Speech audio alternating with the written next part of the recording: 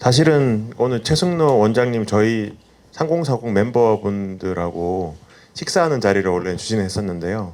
식사하는 김에 공부를 좀 하자라고 해서 이렇게 크게 됐습니다. 그리고 주제는 사실은 지금 반도체 특별법이 논란이 지금 많이 됐는데 통과는 못 됐습니다. 못 됐는데 지금 반도체 상황이 안 좋은 상황에서 주 52시간 이런 문제들을 어떻게 해소할 것인가에 대해서 주제가 좋아서 이 개최를 하게 됐고요. 또 여기 오늘 그 신덕순 고문님 또 서정훈 변호사님 뭐 두 분 다 반도체 쪽에 잘 아시고 특히 오늘 새롭게 오신 서정훈 변호사님 같은 경우에는 삼성전자에서 엔지니어로 10년 정도 근무를 하시다가 지금 이제 김현장에서 변호사로 근무하시고 있기 때문에 누구보다도 반도체 산업에 실제로 근무를 하셨던 경험을 잘 말씀해 주지 않을까 싶고요. 뭐 저는 이제 노동법 전공을 한 사람으로서 주 52시간 문제에 대해 좀 짚어드리고자 합니다. 그리고 간단히 오늘 이제 오신 분들을 제가 한번 소개를 드리겠습니다. 우선 여기서부터 소개드리면 성균관대 지성우 교수님 오셨습니다. 네. 그리고 디지털소비자연구원의 문정숙 원장님 오셨습니다. 그리고 중앙일보의 장세정 논설위원님 오셨습니다. 그리고 농협중앙의 김근우 박사님 오셨습니다. 손승민 전 국회의원님이시고 지금 한반도 선제재단 양성평등위원회 위원장하고 계시는 오셨습니다. 그리고 이승길 아주대학교 로스쿨 교수님 오셨습니다.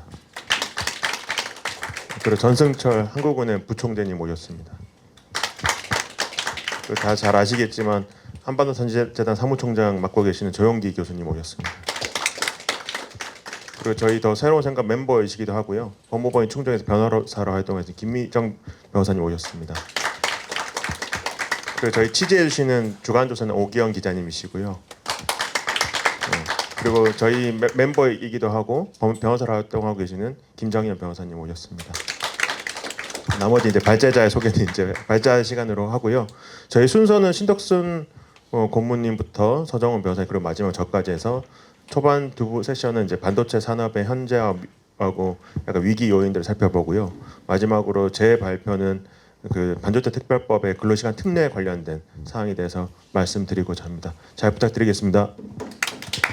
일단 글로벌 반도체 시장은 2023년 말 기준으로다가 크게 이제 시스템 반도체하고 메모리 반도체가 구분이 된다면 시스템 반도체가 한 65%, 메모리 반도체가 한 35%를 차지하고 있고요. 시스템 반도체는 좀 나누면 팹리스하고 그다음에 설계라는 팹리스하고 이걸 위탁 생산하는 파운드리로 나누고 있습니다. 그래서 팹리스에는 부득이하게 불행하게도 저희 한국 기업은 전혀 없고요. 주로 미국 기업이 좀 주도를 하고 있습니다. 그리고 여기 5대로다가 확대를 하면 중국의 그 화웨이의 하이실리콘이 들어갑니다. 그리고 파운드리 그 위탁 생산하는 부분에서는 TSMC가 완전히 독주하고 있고요. 삼성전자가 23년도까지는 11.3%였는데 지금은 조금 더 떨어진 걸로 알고 있습니다. 그리고 메모리 반도체에서 이제 한국이 가장 강점을 갖고 있는데요. 삼성전자가 45.5%, 하이닉스가 31.8%. 23년 기준으로 77.3%고요. 지금 현재도 한 75% 정도는 유지하는 것 같습니다. 그래서 전체적인 그 반도체 시장 규모에서 한국이 차지하는 거는 한 13에서 15% 정도 순으로 알고 있습니다. 그리고 AI 시대가 이제 점점 본격화되면서 핵심이 그 시스템 반도체가 점점 구체화되고 있는데요. 각 그 테크 기업들은 그래서 이게 중요하기 때문에 각자가 다 이거를 자체 팹리스로 설계를 합니다. 설계를 한 다음에 파운드리에 위탁 생산하는 그런 형국을 거치고 있죠.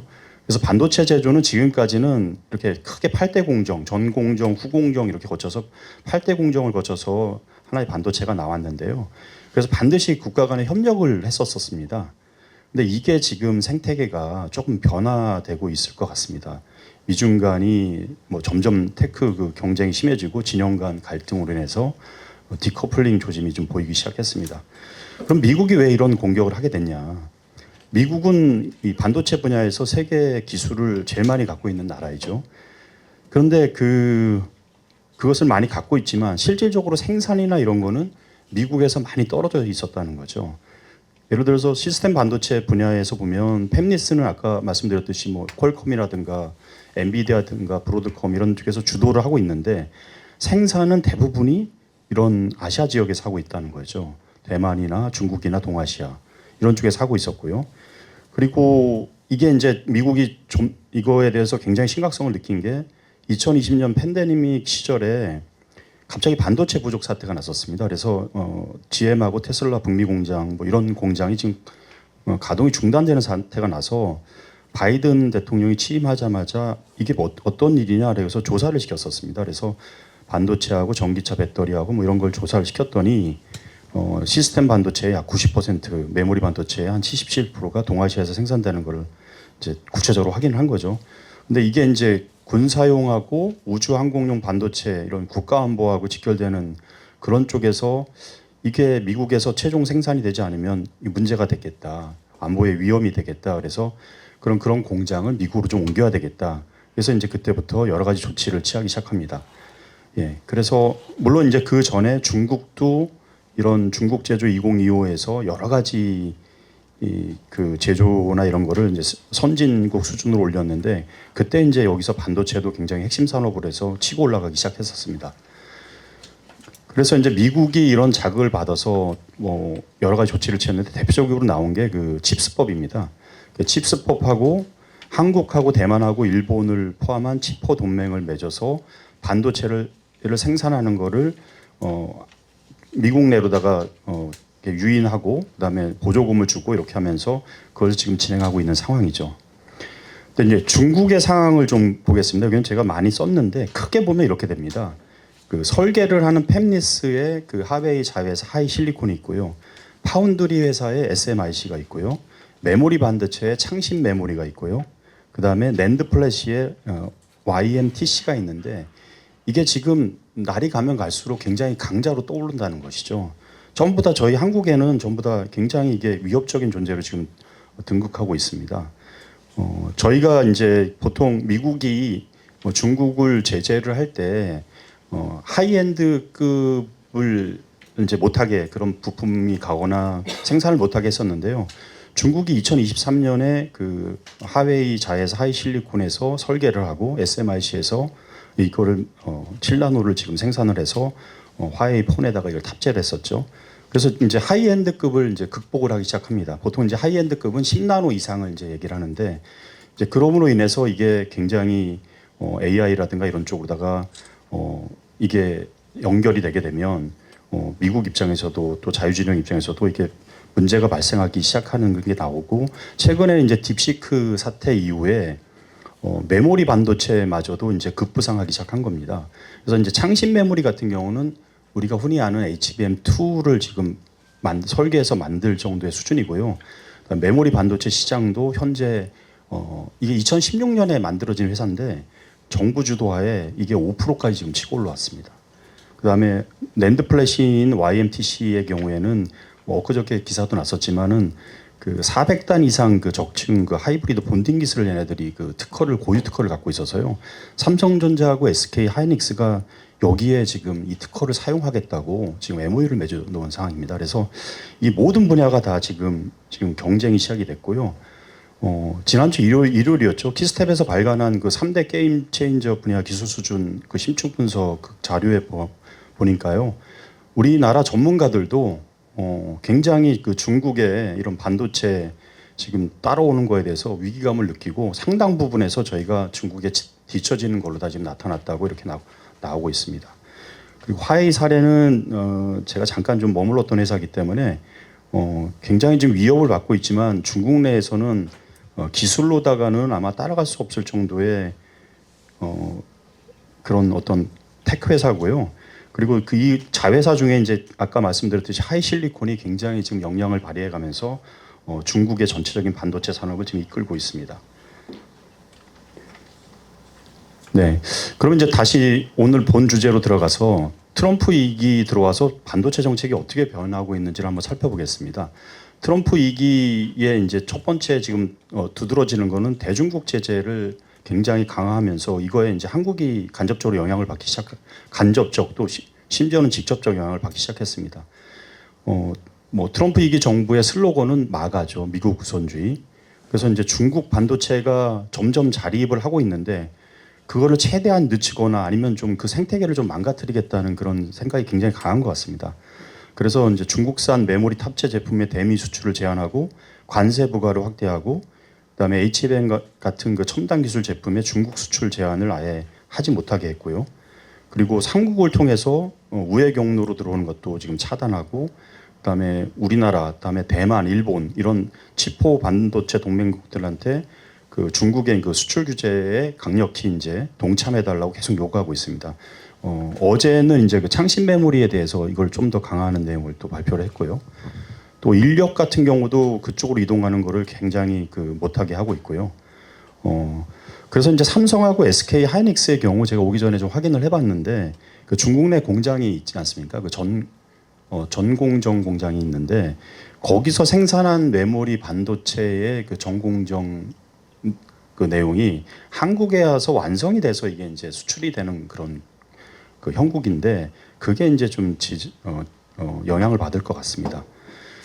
그리고 이제 미국이 아까 말씀하듯이 자기 미국 내에 반도체 공장을 지금 굉장히 옮기려고 그 보조금도 주고 해서 많이 지금 실질적으로다가 진행이 됐죠. 그래서 자체 뭐 인텔이라든가 마이크론뿐만 아니라 삼성전자, SK 하이닉스, TSMC가 지금 미국 곳곳에서 보조금을 받고서 공장을 짓고 있거나 질 예정이 있는 거죠. 예. 그래서 이제 이런 부분에 있어서 이게 바이든 정부 때 이게 확정이 됐는데 트럼프 정부에 들어와서는 이 부분을 좀 더 살펴보면서 이제 보조금을 조금 더 뭐 조절하려는 그런 압박을 지금 하고 있는 상황이죠. 그리고 이제 관세를 이제 정가의 보도처럼 미국이 쓰고 있는데 이 관세를 이제 특히나 이제 중국에서 생산된 에서 중국을 거치거나 중국에서 생산된 그런 반도체 제품의 경우에는 관세를 이제 25% 이상 부과하겠다. 이런 문제 때문에 이제 굉장히 우리나라 삼성전자라고 하이닉스도 굉장히 깜짝 놀라서 그 CEO들이 미국으로 좀 달려가고 이런 형국인데요. 그 지금 현재 그럼에도 불구하고 이제 하이닉스 분들은 이런 말을 하더라고요. 반도체 산업에서 이 대체재 부재라는 그런 개념이 있다고 합니다. 그래서 이제 대체재 부재가 뭐냐면은 현재로서는 그러니까 앞으로 좀 몇 년 지난 건 아니고요. 몇 년 지나면 좀 다른 상황이 발생되지만 현재로서는 미국에서 지금 이런 반도체가 그 나라에 지금 이전을 해서 공장을 짓고 이렇게 해서 가동이 되는 게 SK 하이닉스도 그렇고 삼성전자도 그렇고 TSMC도 그렇고 대부분이 그 트럼프 임기 말입니다. 그러니까 2008년 뭐 말경이 되기 때문에 그 메모리 반도체가 당장 미국 내에서 해결되는 게 아닙니다. 그렇기 때문에 대체재 부재라는 거가 있기 때문에 한 3, 4년 정도는 아직까지는 좀 여유가 있을 거라고 얘기를 하더라고요. 그러면서 이런 관세를 함부로 부과하지 못할 거다. 그러니까 다른 제품처럼 미국이 대체하거나 다른 나라에서 가져올 게 있으면은 관세를 부과를 해서 이렇게 하겠지만 반도체는 그럴 수 없다는 거죠. 네, 그런 거를 얘기하면서 그러나 이제 그럼에도 불구하고 이게 지속적으로 이 정책을 미국이 썼을 때는 우리나라 뭐 삼성전자나 하이닉스도 지장을 받을 수 없기 때문에 영향을 받을 수밖에 없기 때문에 결국은 미국이 그 지금 주도하는 미국 내 공장의 가동이나 가동 방법 지금 현재 밝혔던 그런 뭐 R&D라든가 뭐 HBM을 어떻게 하겠다든가 이런 가동 방향을 조금 더 수정할 수밖에 없는 그런 상황에 지금 내몰리는 것 같습니다. 그래서 이제 거기 제가 좀 더 적어놨는데요. 지금 현재 삼성전자, SK 하이닉스가 미국에 짓고 있는 걸 보면 삼성전자는 이제 현재 텍사스주 테일러에 그 170억 달러 규모의 파운드리 공장 두 곳을 지금 건설 중이고요. 여기에 이제 R&D 시설까지 포함해서 건설하고 있고요. 현재 60% 공정이라고 합니다. 그래서 2026년 내년부터 4나노 이하 이제 거를 양산을 지금 할 계획으로 있고요. 또 하나 이제 보조금을 받은 거가 이제 그 370억 달러, 그러니까 우리나라 돈으로 53조 원을 받아서 지금 추가 공장하고 R&D 센터 이런 거를 지금 받을 생각인 거죠. 그래서 죄송합니다. 여기 미정부 보조금 47억 4,500만 달러로 해서 한 6조 9천억 정도를 받을 예정으로 다 돼 있는데 이게 또 조정될 수도 있겠죠. 그리고 하이닉스의 경우에는 그 인디애나주에 지금 5조 원 규모로다가 지금 어드밴스드 패키징 생산 기지를 하는데 여기에는 특히나 이제 후공정 쪽에 해당되는 걸 하려고 그러더라고요. 그래서 이 말은 뭐냐면 이제 하이닉스도 삼성전자도 그러겠지만 전공정 관련된 거는 국내에서 이제 충분히 생산을 하고 소재나 이런 거를 그걸 가져다가 이제 미국에서 후공정을 해서 하려는 거죠. 그래서 우리가 모든 거를 다 이제 미국한테 주도권을 뺏기지 않으려는 그 전력을 구성하고 있고 있습니다. 현재까지 계획은 그렇습니다. 예.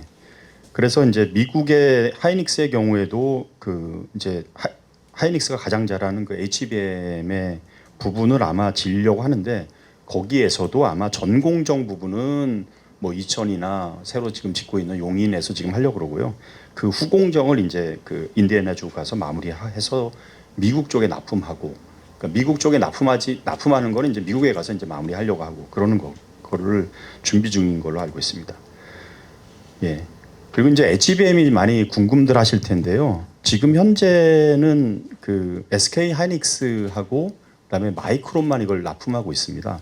그리고 특히나 이제 이 시장에서 거의 한 90% 중은 현재는 SK가 지금 HBM3라는 이 5세대를 지금 납품하고 있는데요. 이게 현재 수율 80% 이상으로다가 엔비디아가 굉장히 만족하면서 고가로 지금 사가고 있습니다. 그리고 폰은 지난번에 그 AI 서밋에서 밝혔지만은 현재 개발은 다 됐고요. 테스트베드에서 하반기 중 출시를 목표로다가 지금 준비 중에 있다고 합니다. 그리고 이제 그 우리나라에도 지금 뭐 몇 개 없지만은 그 엔비디아가 지금 팔고 있는 H100이라는 그 GPU의 경우에는 이게 지금 한 4천만 원 정도 한대요. 그런데 거기에 제가 몇 개나 들어가냐 그랬더니 한 6에서 8개 정도가 들어가는데 얼마 정도의 비중을 차지하냐 그랬더니 4천만 원에서 한 60만 원에서 80만 원 정도가 HBM이 이제 디램이 한 달이더라고요. 그러니까 엔비디아가 이제 자신들의 기술을 보태서 굉장히 고가에 파는 전략을 쓰는 거는 틀림없습니다. 예. 예. 그래서 이제 그 HBM은 그 하이닉스가 지금 주도하고 있고 삼성전자는 아직도 이제 그 소위 발열 문제를 해결하지 못해서 그 납품을 아직 못 하고 있는 상황입니다. 근데 이제 삼성전자도 하반기에는 이거를 좀 목표로다가 성공 목표를 지금 추진하고 있는 걸로 확인했습니다. 예. 그리고 이제 보조금 지급이 불확실하다는 거를 지금 계속 미국에서 흘리면서 이 명령으로다가 그걸 재검토해라 이렇게 했는데 그걸 좀 살펴봤습니다. 제가 살펴봤더니 이 지금 보조금 지급하는 거는 바이든 정부에서 통과시킨 그 칩스법에 기반해서 그 미국 내 생산 유도를 목표로 해서 미국 내 반도체 생산을 추진 중인 그런 안건이고 이게 여야가 합의해서 지금 통과된 거고 그거에 의해서 계약을 해서 지금 하이닉스든 삼성전자든 지금 진행 중인 거기 때문에 그리고 그게 지금 미국의 뭐 텍사스주는 공화당 의원이 있고 인디애나주의 경우에도 이게 여기는 아마 민주당이 있을 텐데요. 이런 여야가 같이 있는 거기 때문에 이게 논란이 있습니다. 그래서 이게 트럼프 말 한마디로 이렇게 보조금이 뭐 이렇게 깎이거나 이런 건 아니고요. 현재로서는 이제 재검토를 이렇게 하는 상황이고요. 이 상황 속에서 변경될 가능성도 물론 있지만 저희가 좀 굉장히 좀 이게 노력을 하고 이렇게 해서 이게 그대로 원래대로 좀 진행되는 걸 목표로 해야 될 것 같습니다. 그러나 이제 여전히 그 축소 가능성은 좀 남겨져 있습니다. 예. 그래서 이제 이렇게 미국에 새로 변경되는 이런 반도체 정책 변화에 따라서 한국에서는 어떤 리스크가 있는지 한번 살펴봤습니다. 뭐 미중 갈등성 뭐 샌드위치, 뭐 호두까키, 넛크래커 이런 상황이라는 그런 게 있죠. 작년 말 기준으로다가 저희 반도체 수출이 뭐 전체가 있다고 하면 미국에 수출하는 게 한 7.8%, 그다음에 중국에 수출하는 게 한 32.8%입니다.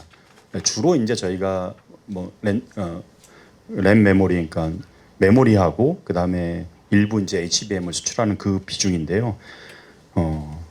여전히 그러니까 중국이 한때는 50% 이상을 차지했지만 여전히 중국이 그 시장을 많이 차지하고 있습니다. 근데 이제 미국은 계속해서 중국 쪽의 판매라든가 또 중국 쪽으로의 그런 여러 가지를 지금 중국 쪽으로의 수출이라든가 중국 우회하고 이런 거를 지금 계속 하지 말라고 지금 요청하고 있는 거기 때문에 한국 쪽에 이런 현명한 정책이라든가 대응이 필요한 시점 같습니다.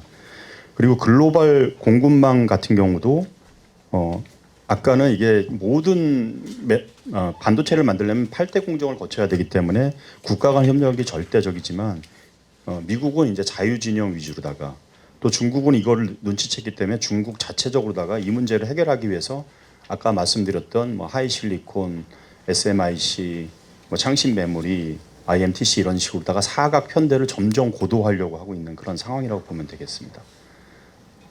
그리고 이제 미국 내에 저희 HBM 같은 경우도 지금 하이닉스가 잘하고 있지만 그 마이크론이 상대적으로 굉장히 지금 치고 올라가고 있고요. 특히나 그 7세대라고 할 수 있는 HBM4의 경우에는 아까 SK 하이닉스가 하반기에 지금 출시를 목표로 하고 있다고 하지만 마이크론 역시 아마 그 시점에 동시에 나올 것 같습니다. 그래서 경쟁이 좀 심화될 것 같고요. 이제 동시에 그 중국에서 이제 딥시크라는 이 소프트웨어 알고리즘을 이용해서 저사양 메모리를 활용한 그런 추론 가능 모델이 나왔기 때문에 또 다시 이제 그 메모리 시장 같은 경우도 한국의 경우에는 이제 그 중국의 아까 창신 메모리랑 또 심각한 또 경쟁 구도 이런 쪽에 또 내몰릴 수밖에 없는 그런 상황이라고 볼 수 있겠습니다. 그리고 이제 무엇보다 최근에 이제 뭐 삼성도 굉장히 어렵고 이런 이유 중에 하나가 그 반도체 인력 유출이거든요. 저희가 인력을 보강을 해야 되는데 인력 유출이 굉장히 심합니다. 그 이유는 뭐 뻔하죠. 뭐 굉장히 그 고가의 임금을 주고 또 여러 가지 미래 비전을 제시했기 때문이라고 봅니다. 그래서 심지어는 뭐 창신 메모리 쪽으로도 많이 나갔고요. 그다음에 마이크론 같은 경우는 판교의 모 호텔에서 그냥 반도체 엔지니어링을 현장에서 인터뷰하고 그 조건만 맞으면 바로 스카우트해가고 이런 일이 비일비재한 상황입니다. 그러면 우리가 다 리스크만 있느냐? 뭐 우리한테 좀 오퍼튜니티도 한번 살펴봤습니다. 일단은 이건 뭐 저를 비롯해서 희망사항인데요. 대중국 제재가 그 말로만 엄포가 아니라 좀 더 구체적으로도 즉각적이고 또 강력하게 시행된다면 아무래도 중국 반도체 기업이 조금은 좀 따라오는 게 늦지 않을까.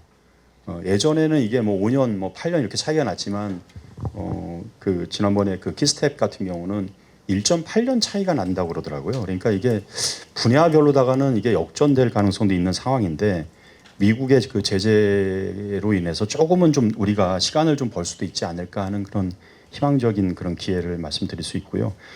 그리고 트럼프 행정부가 또 하나 이제 AI의 어떤 주도권을 잡기 위해서 그 집권하자마자 그 소위 이제 그 스타게이트라는 거를 지금 깔기로 했는데 그런 걸 까누면서 소위 이제 우리나라한테도 이 고성능 메모리 그다음에 이런 쪽에 이제 수요가 굉장히 폭발하게 될 수밖에 없기 때문에 그 수요에 이제 한국 기업들 뭐 삼성전자나 SK 하이닉스가 굉장히 부합될 수 있는 그런 기회도 좀 저희한테 다가오는 것 같습니다. 그리고 그렇다면 이제 우리가 어떻게 대응을 해야 되냐?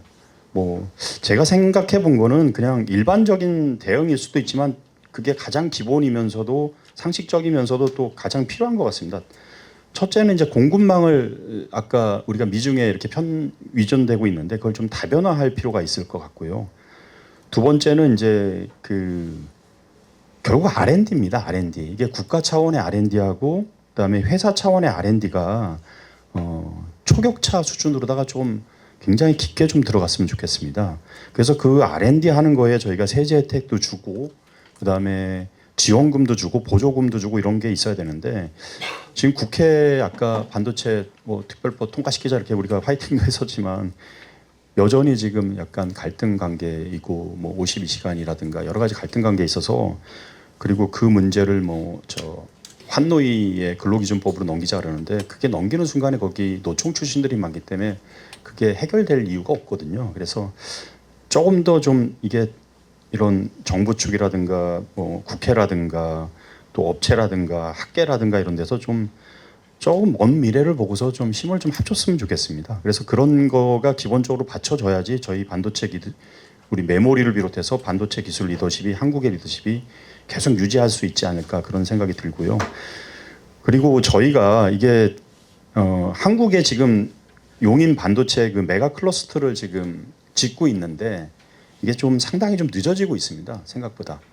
그 여러 가지가 이유가 있는데 뭐 전력이라든가 용수라든가 여러 가지 문제가 있는데요.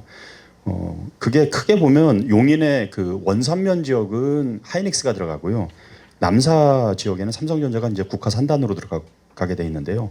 하이닉스가 이제 추진하는 그 원산 그 지역에는 기존에는 이제 용수 문제로 굉장히 여주시랑 갈등을 많이 겪었는데 그 문제가 이제 해결이 됐습니다. 그런데 해결이 됐지만 그 용수는 첫 번째 공장 이제 다음 달 착공하는 그 첫 번째 공장에 사용할 물량 정도로 확보했다더라고요. 그러니까 여주니까 이게 남한강에서 이제 끌어오는 거죠. 그래서 충주댐에서 물도 더 내보내야 되고 이런 문제를 이제 드디어 해결해서 이제 짓기 시작했다라고요. 삼성전자의 경우에는 이제 현재 이 초기 단계인데요.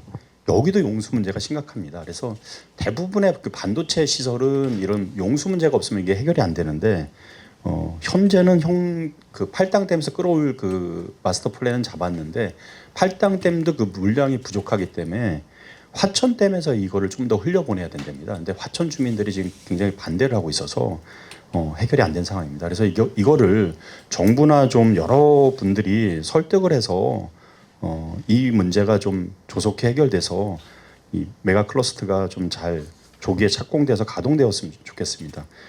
이게 반도체는 아까 처음에 말씀드렸지만 그 국가 핵심 전략 안보 자산인데 그 안보 자산이라는 거는 말 그대로다가 타이밍이 중요하거든요.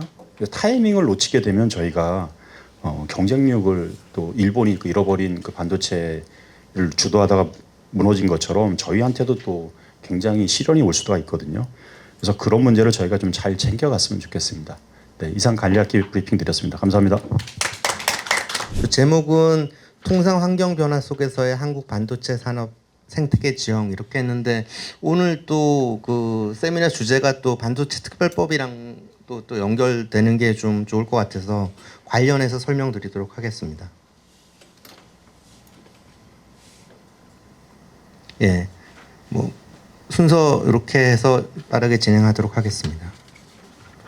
시간을 15분을 맞춰야 되기 때문에 제가 시계를 놓고.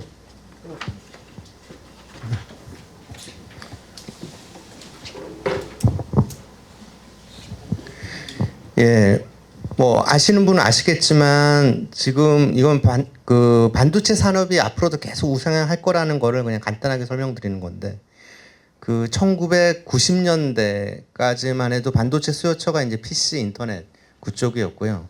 이제 21세기 들어오면서 이제 모바일 혁명 시대를 거치면서 모바일 기기에 들어가는 반도체 수요가 또 증가했고요. 최근에는 뭐 4차 산업혁명이라 그래서 뭐 AI 반도체 또 그 클라우드에 들어가는 반도체 이런 것들 때문에 이제 소위 말하는 서버용 반도체 시장이 되게 커졌습니다.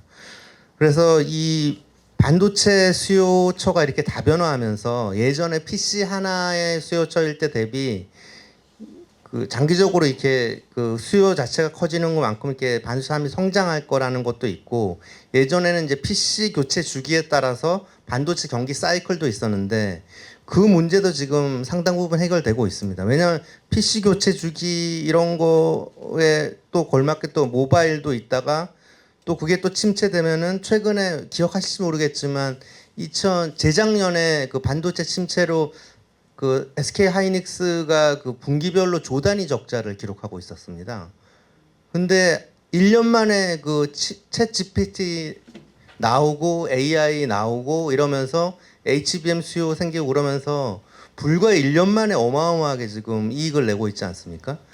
그게 수요처가 AI로 이제 또 이제 커지면서 이제 금방 이게 회복이 되는. 그래서 예전 대비 반도체 경기 사이클도 폭도 줄어들고 이제 성장 자체는 이제 계속 우상향할 거다. 근데 뭐 AI라고만 쳐도 AI 서비스 기업 중에 뭐 마이크로소프트가 이길지 구글이 이길지 뭐 누가 이길지 모르는 상황이지만 마이크로소프트든 구글이든 뭐 아마존이든 어떤 회사가 AI 서비스 성공하는 거에 관계없이 그 모든 회사들이 반도체를 필요로 해서 반도체를 이용해서 개발을 하고 있기 때문에 반도체에서 이제 특정 분야에서 자기들이 이제 특정 지위를 확보하기만 하면 그 회사는 이제 상당한 좀 성장을 할 수 있는 그런 지금 시장에 있는 것 같습니다.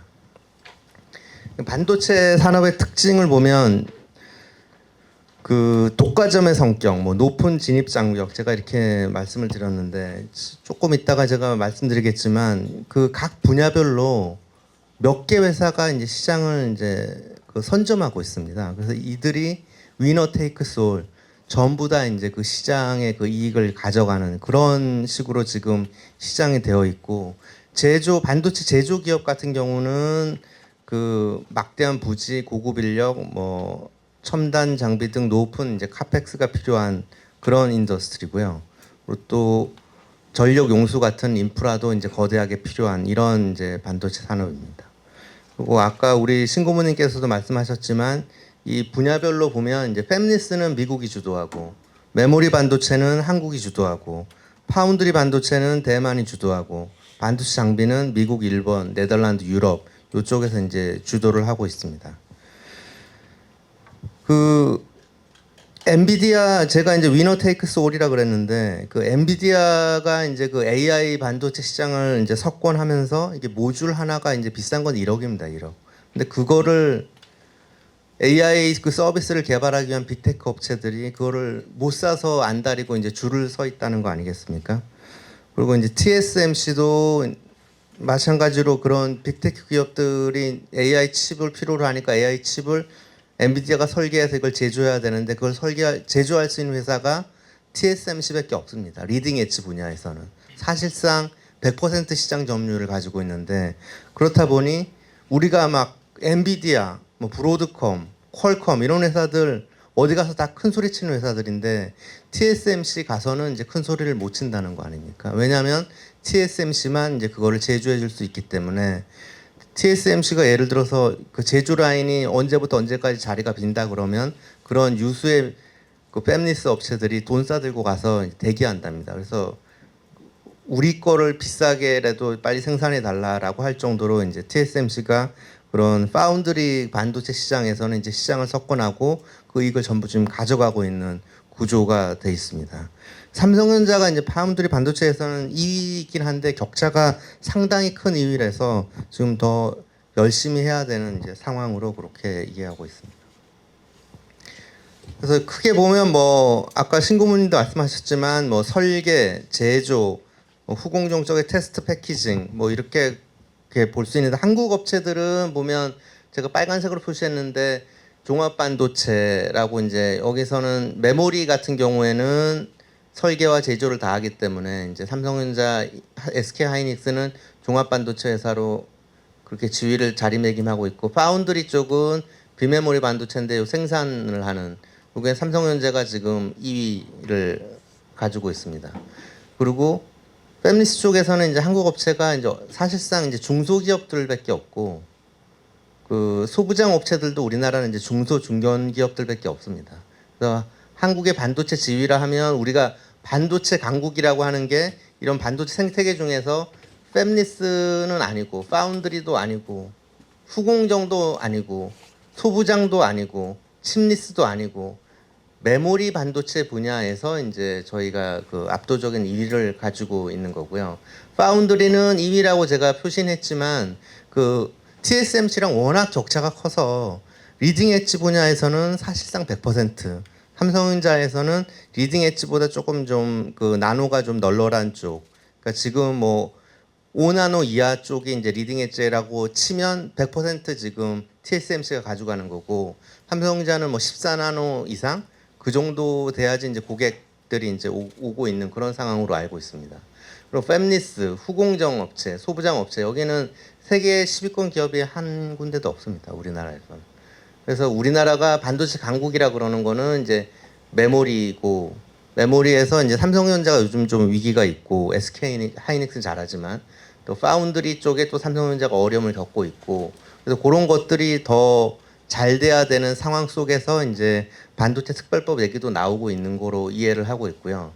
이 생태계 안에 있는 팹리스, 후공정, 소부장 업체들은 대부분 스타트업이나 중소 중견 기업들이 하고 있기 때문에 이런 그 메모리나 파운드리 그 생태계 1, 2위 기업을 하고 있는 업체들이랑 같이 좀 성장해야 되는 방법을 좀 강구해야 되는 그런 상황으로 이해를 하고 있습니다. 그래서 말씀드렸다시피 한국이 그 반도체 제조 강국인데 그 중에서 메모리 반도체가 이제 제조 강국이고 파운드리 반도체는 이제 세계 2위이긴 한데 이제 시장 점유율 12% 정도, 10%에서 12%. 리딩 엣지 분야는 이제 압도적으로 TSMC가 전체로 따지면 한 50% 조금 더 넘게 리딩 엣지 분야는 TSMC가 사실상 100%로 저는 이해하고 있습니다. 그리고 우리나라 그 반도체 산업의 특징은 이제 삼성전자, SK 하이닉스를 중심으로 한 산업 생태계로 이제 구성이 되어 있습니다.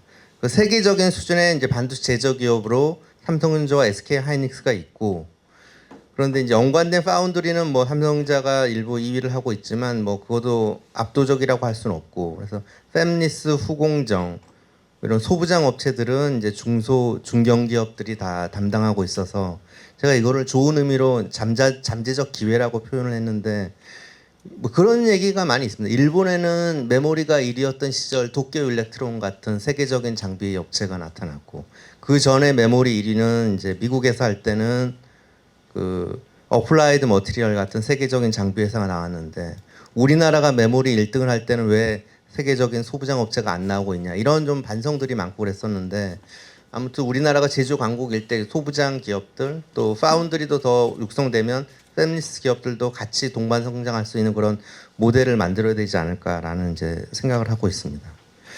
그리고 그 조금 있다가 계속 이제 이어서 이제 말씀을 드리겠지만 그 제가 아까 위너 테이크스 올이라 그랬는데 반도체 인더스트리는 이 각 분야별로 팹리스 그리고 뭐 파운드리 또 메모리 반도체 이런 분야별로 보면 여러 업체가 경쟁하는 회사가 아닙니다. 진입 장벽이 매우 높기 때문에 그래서 그러면은 1위에서 한 3위 정도 업체 1, 2위 업체가 돼야지 그 이익을 다 누릴 수가 있는데 그러기 위해서는 무엇을 해야 되냐 그러면 뭐 간단하죠. 조기 개발, 남보다 빨리 개발하고 적시에 생산을 해야 됩니다.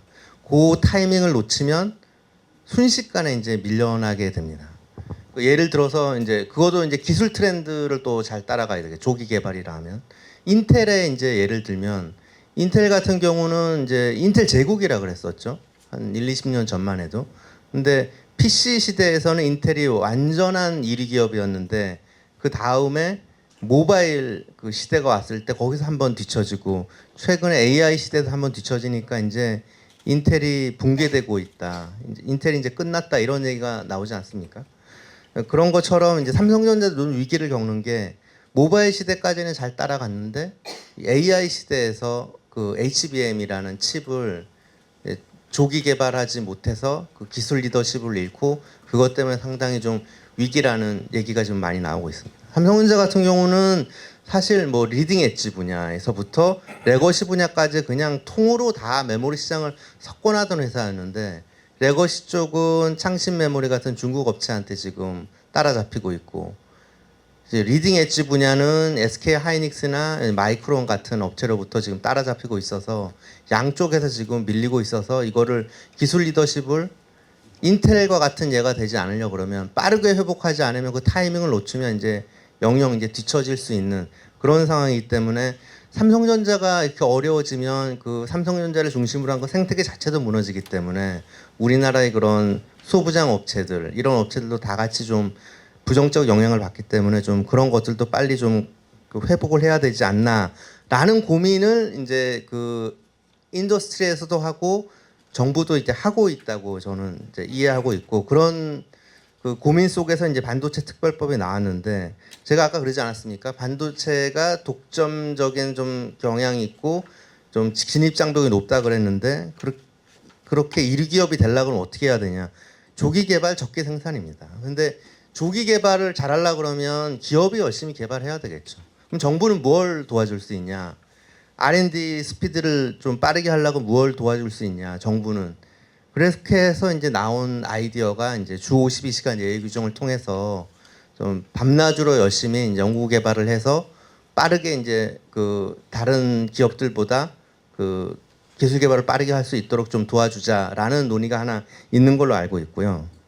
적기 생산은 그 아까 신고모님도 잠깐 언급하셨지만 그 다른 나라는 미국, 일본, 뭐 유럽 뭐 대만 이런 데는 반도체 공장을 짓겠다 그러면 보조금을 직접 돈으로 뭐 조 단위로 이렇게 주지 않습니까?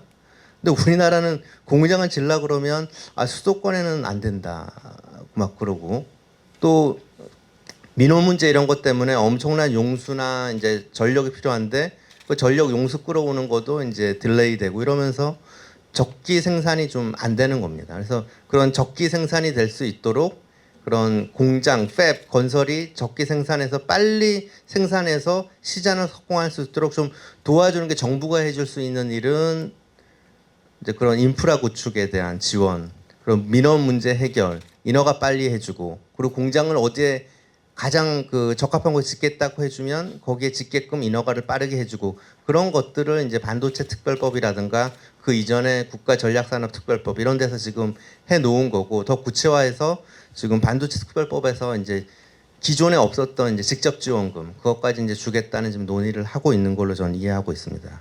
그래서 제가 이해하는 반도체 특별법은 크가지 두 가지 꼭지. 조기 개발을 위해서 이제 R&D 스피드를 높여야 되는데 정부가 해줄 수 있는 일은 이제 주 52시간 예외 규정을 통해서 좀 도와주겠다는 게 있고 적기 생산 측면에서는 이제 그런 인프라 구축이라든가 직접 지원금을 통해서 적기 생산할 수 있도록 도와주겠다는 거. 그 두 가지 꼭지에서 이제 반도체 특별법이 지금 논의되는 걸로 저는 이해를 하고 있습니다. 예. 그 통상 문제는 사실은 저 WTO가 1993년에 이제 설립이 됐는데 그 1993년에 WTO가 되고 그리고 2000년대 초반부터 각 그 당사 국가들끼리 이제 FTA가 체결되고 이렇게 자유무역이 이제 성행하던 20세기 말에서 21세기 초까지 그런 시기가 있었는데 사실 그 시기 동안에 우리나라가 많이 그 인더스트리가 성장하고 반도체 성장하는데 많은 도움을 받았습니다. 근데 지금 현재 이제 반도체 쪽만 국한해서 놓고 보면 WTO 체제 하에서 1990년에 이제 미국의 글로벌 반도체 생산 점유율이 40%였습니다. 근데 2022년 기준에서는 생산 점유율이 10%. 하이엔드 반도체 기준으로 하면은 미국에서의 설계하는 거 생산 점유율이 0%였습니다. 0%.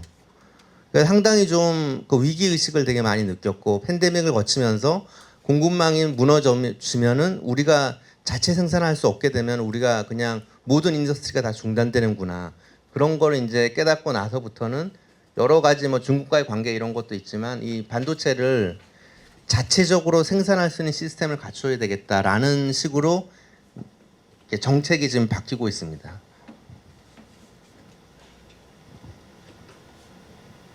그래서 지금 사실은 뭐 기억을 하시겠지만 2000년대 초반만 해도 미국, 일본, 뭐 중국이야 원래 뭐 그런 나라라고 쳐도 유럽 이런 데서 500달러 막 4,760억엔 이렇게 막 직접 보조금을 주고 이러면 이거 WTO 위반 아니겠습니까? 근데 지금 이런 일이 지금 벌어지고 있는 겁니다. 그리고 실제로 그 미국이 앞장서고 있는데 이 WTO에도 이제 사법 기능이 있는데 사법 기능에 이제 그 판사 임용을 지금 못하게 지금 가로막고 있습니다. 그래서 미국이 사실상 WTO 체제를 지금 뭐 붕괴시키고 있고 이제 그런 자유무역에서 이제 보호주의 무역으로 이제 완전히 지금 넘어갔다. 그래서 우리나라가 한 1990년대에서 한 2000년대 초반 뭐 그때까지 그 자유무역 환경 속에서 반도체 산업이 상당히 좀 성장을 해왔는데 지금은 그 결국 그래서 우리나라가 반도체 제조 강국이 됐는데 그 반도체 제조를 한국, 대만, 너네만 그렇게 성장해서는 안 된다라고 하면서 지금 여러 가지 지금 견제를 받고 있는 상황입니다.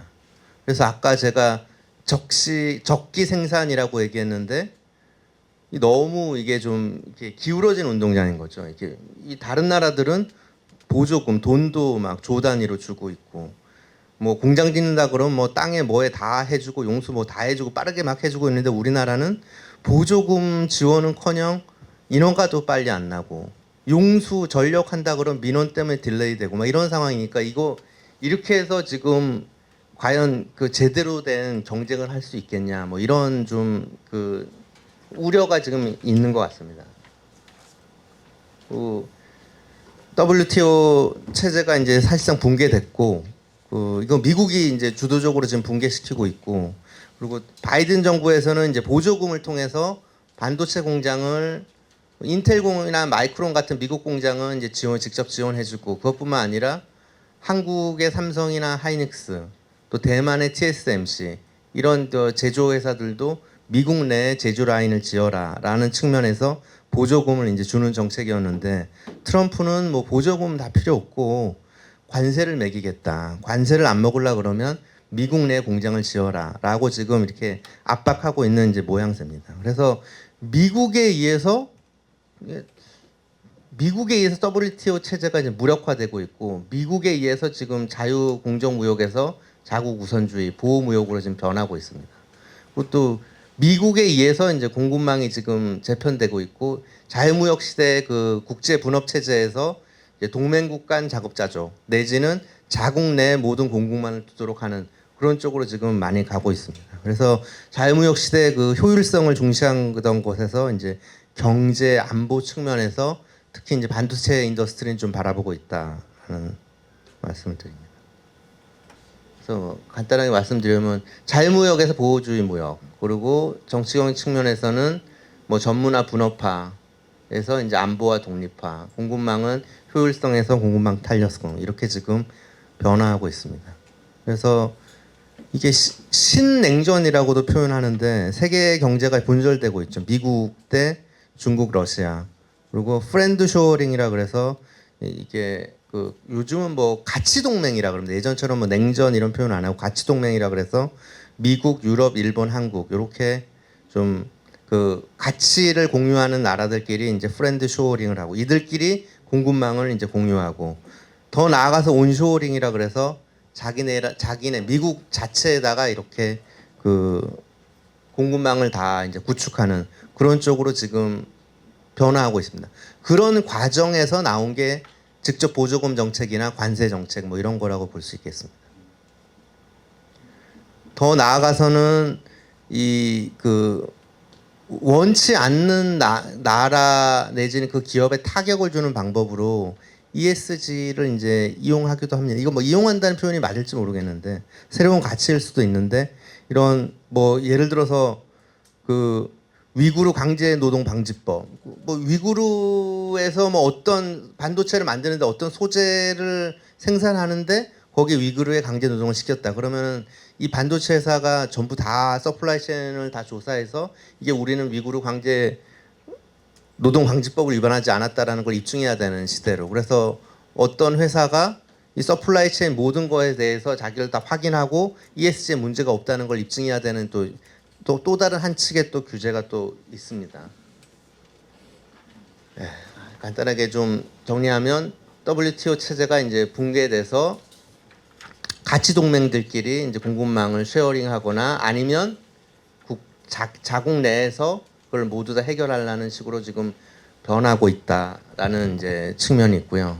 그리고 그 미국의 이제 공급망 확보 정책은 그 중국뿐 아니라 이제 대만도 불안하니까 이제 미국 내에서 전부 다 하기를 지금 원하고, 그래서 미국이 원래 강한 팹리스에다가 칩 제조는 뭐 인텔, 뭐 마이크론 이런 데를 지원해 주는 거에 더 나아가서 한국, 대만의 이제 제조 라인을 그 자국 내 이제 편입시키려고 이제 하고 있고, 후공정은 이미 이제 엠코라는 그 세계 2위 업체, 기술적으로는 1위 업체를 가지고 있고, 이렇게 해서 반도체 생태계 자체는 미국 내에서 이제 구축이 가능하도록 그렇게 지금 만들고 있습니다. 바이든 정부 때는 이제 그 보조금 정책으로 이제 카펙스 떨어뜨려서 외국인 투자 유치를 유도했고, 트럼프는 이제 보조금보다는 이제 관세를 부과해서 이제 관세를 부과받지 않으려고 그러면 이제 자국 내에 이제 공장을 짓도록 하게끔 그렇게 압박하는 방식으로 지금 그 미국의 공급망 확보 정책이 지금 나오고 있습니다.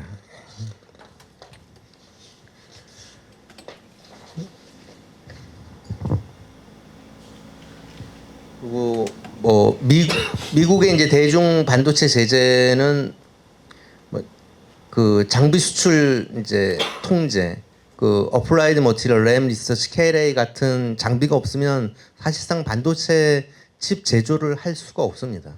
그래서 그 처음에는 이제 리딩 엣지 쪽을 위한 이제 장비를 수출하지 못하게 했는데 그런 와중에 이제 중국이 레거시 장비를 또 엄청나게 또 사들였습니다. 그 동안에 그러니까 이 레거시 장비를 통해서 어떻게 해서 또 생산해 보려고 하니까 최근에 작년 말에 또 그 통제 장비 대상을 또 대폭 늘려서 이제 도저히 그 중국 내에서 칩 제조를 못하게끔 그렇게 하는 그 수출 통제를 지금 하고 있고요. 또 엔비디아 AI 칩 수출 못하게 하고 있고, 요번에 또 새로 HBM 반도체, 메모리 반도체 수출 통제를 또 이렇게 하고 있습니다. 저는 이게 여러 가지로 좀 어려운 상황인데 제가 기회 요인이라고 이렇게 얘기를 했는데, 그러니까 미국, 유럽 반도체 업체들이 글로벌 공급망에서 중국뿐만 아니라 그 대만 쪽, 중화권을 좀 배제시키려는 움직임이 있는 걸로 알고 있습니다. 그래서 그 중화권에서 좀 위험하다고 생각하니까 소부장들을 이제 한국의 소부장을 쓰는 움직임도 조금 있기 때문에 우리나라 소부장이 주로 이제 중소 중견기업이라고 말씀드리지 않았습니까? 그래서 오히려 이런 좀 위기를 좀 기회로 삼으면은 우리나라 소부장이 좀 세계 그 반도체 생태계 인더스트리에 편이 될 수 있는 기회가 되지 않을까라는 생각도 해봤습니다.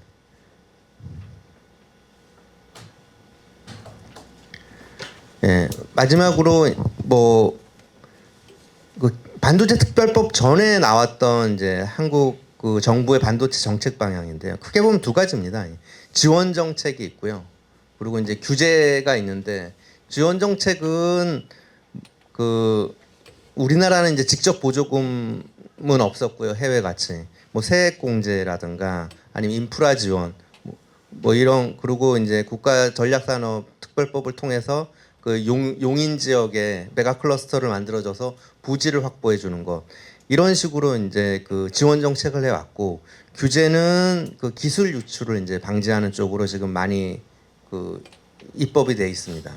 그리고 지금 마지막으로 이제 정리해서 말씀드리면은 이제 이런 이제 새로운 이제 통상 환경 속에서 한국이 이렇게 어떻게 보면 기울어진 운동장이, 다들 반도체가 시큐리티 측면에서 너무나 중요하고 공급망을 자체적으로 해결하지 않으면 이게 위기가 될 수 있다는 걸 자각하고 정부가 적극적으로 지원금을 주고 이렇게 해서 그 반도체 산업을 육성하려고 하고 있는데, 한국은 뭐 그 직접 지원금은커녕 뭐 여러 가지 좀 규제가 여전히 있었던 게 사실인데, 이러면 너무 기울어진 운동장에서 기업이 좀 경쟁하라는 거 아니냐라는 좀 측면이 있어서, 반도체 특별법은 이제 그 해외 유수 국가들, 반도체 회사들인 유수 국가들처럼 직접 지원금을 좀 주겠다라는 꼭지가 하나 있고요. 그리고 전력 용수 같은 인프라 지원금도 이제 주겠다라는 것이 있고,